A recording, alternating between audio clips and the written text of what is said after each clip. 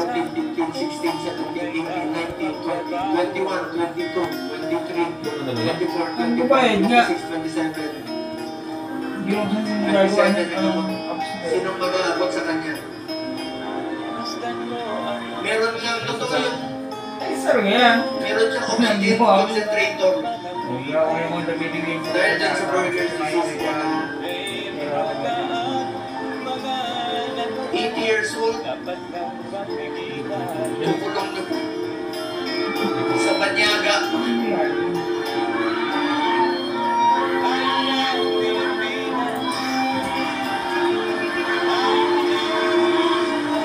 Ano, hindi mo kawa ka na, hindi na... Pinamon na kung kaya. Alam mo, mahal sa atin. Mahal natin si Tatay Digo. Magkaisa tayo lahat ng kababayan mo. Alam nyo ngayon, daming naninira sa amin ni Bato. Kanina, sinasabihan kami na naglaglagan, mga ganun. Alam nyo, huwag kayong naniwala sa mga yun. Yan ang tinatawag na gusto nila kami hilain pababa. Gusto nila kaming sirain.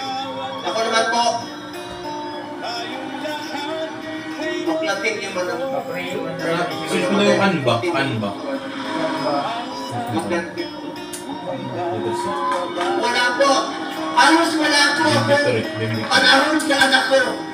Wala akong panahon sa tatay ko. Tatay ko na po naging tatay ko.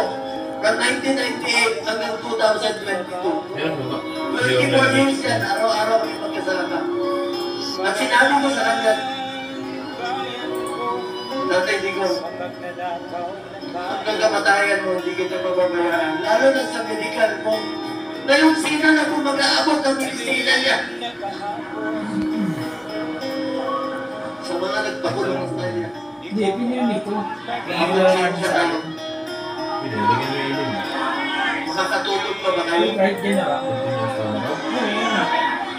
Nagawa lang naman tayo eh. Para nyo kaming kinunan Marami naman. din ako. Sabi ko yun, sabi mo yun. Bibigay kami. Hindi lang Maraming salamat po sa inyo. Pagdasal natin si Tatay Digo sa kanyang mabilis na kalayaan. Pagdasal natin ang kanyang sa Merkulis na wala. kalusugan. Sa totoo lang po, yun po ang aking Bakit ginagawa. pumasok pa siya? Hindi naman yung hindi na makapasok. Hindi na yung makapasok. Try ko pag-uwi ko bukas sa akin ko laptop ng Facebook. Kung kakayanin Sa mo. taas na naman tayo niya. Hindi, sabi ko nga. Anim na buwan. Sabi ko, nagkakaya ko yung panyo. Kaya ko naman siguro mag-uwi. Dahil papagawa na kami ng mga Kung narinig lang tayo ni Tatay Digo Hindi ngayon. kaya nun. Alam na alam niya, nag-aaral na natin siya kamahal. Yung Pilipinas po, namumulila. Kasal tayo. Yan, sana. Duterte! Ito. Duterte! Kaya, free. Duterte! Duterte! Putang ina, yung mga bayan. Hindi, kung hanapin yung anak mo ng bayan. Pero may bayad yan, meron wala. Sa mga kasamahan ko, sa mga kasamahan kong kandidato, magkaisa tayo, tulungan natin sa Tatay Digo. Ang kapanalunan ninyo ay kapanalunan ng bawat Pilipino. At kapanalunan ng kalayaan ni Tatay Digo. Ito pong kantang ito, since 1998, ito ang paborito niyang kanta. Kantahin natin para kay Tatay Digo.